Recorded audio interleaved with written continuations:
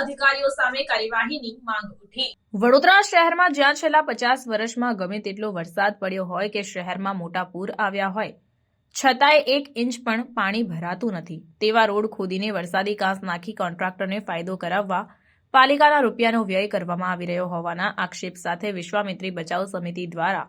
Municipal કમિશનરને રજૂઆત કરવામાં આવી છે। વિશ્વામિત્રી બચાવ સમિતિ વડોદરાના એડવોકેટ શૈલેષ અમીને જણાવ્યું હતું કે ભૂતળી ઝાપા આર્યકન્યા જીવન ભારતી 4 રસ્તા પાસે આવેલ નાગરવાડા બહુચરાજી નામની કુદરતી વરસાદી કાંસ પરના બ્રિજ બાદ શરૂ થતી અતુલ પાર્ક સોસાયટીથી વાયરોક હોસ્પિટલ સરદાર છાત્રાલયથી આર્યકન્યાવાડા રોડ પર ગમે તેવા ભયંકર પાણીના પૂર આવ્યા હોય છતાંય આ રોડ પર 1 ઇંચ સુદ્ધાય પાણી ભરાતું નથી। આ આખો રોડ ખૂબ જ ઊંચાણ પર આવેલો છે અને રોડની આસપાસ કુદરતી ઢાળ હોવાથી પાણી 1 મિનિટ પણ ટકતું જ નથી અને આપોઆપ આજુબાજુના નીચાણવાળા વિસ્તાર તરફ નીકળી જાય છે। પાલિકાના રૂપિયાનો વ્યય કરીને રોડ તોડીને નખાતી વરસાદી કાંસ માટે ટેન્ડરની ડિઝાઇન કરનાર કાર્યપાલક ઇજનેર પર સખતમાં સખત કાર્યવાહી કરીને તેમના પગારમાંથી વ્યય કરાતા રૂપિયા વસૂલવામાં આવે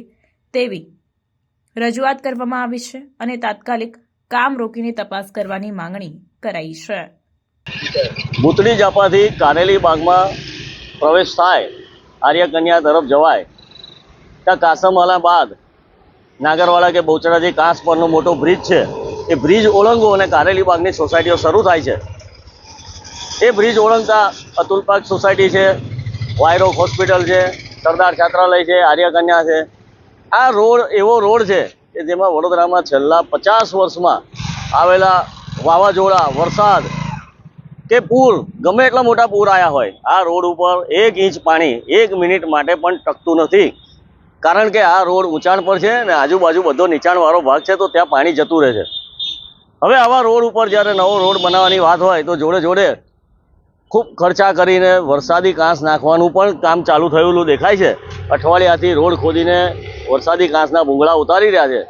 ત્યારે અમને વિચાર આવ્યો કે આ રોડ પર જ્યારે વરસાદ જ નથી ભરાતો, વરસાદનું પાણી જ નથી ભરાતું કે પૂરનું પાણી નથી આવતું, તો આ વરસાદી કાંસના જારીવાળા ઢાંકણા મૂકીને આ ખોટો પૈસાનો વ્યય થઈ રહ્યો છે। જે પણ કાર્યપાલક ઇજનેરે આ કોન્ટ્રાક્ટ આપ્યો હોય રોડની સાથે વરસાદી કાંસ બનાવવાનો, એને વડોદરાના નગરજનોના નાણાંનો ભ્રષ્ટાચારી વ્યય કર્યો છે। એને રસ હશે આમાં કાંસ આપવામાં। વડોદરા આ કારેલી બાગ વિસ્તારનું એક પણ સૂચન નહીં હોય, એક પણ ફરિયાદ નહીં હોય કે આ રોડ પર પાણી ભરાઈ રહે છે અને કોઈ સૂચન કર્યું હોય તો એનું હિત ધરાવતો હશે કાં તો ભ્રષ્ટાચારમાં ભાગીદાર હશે।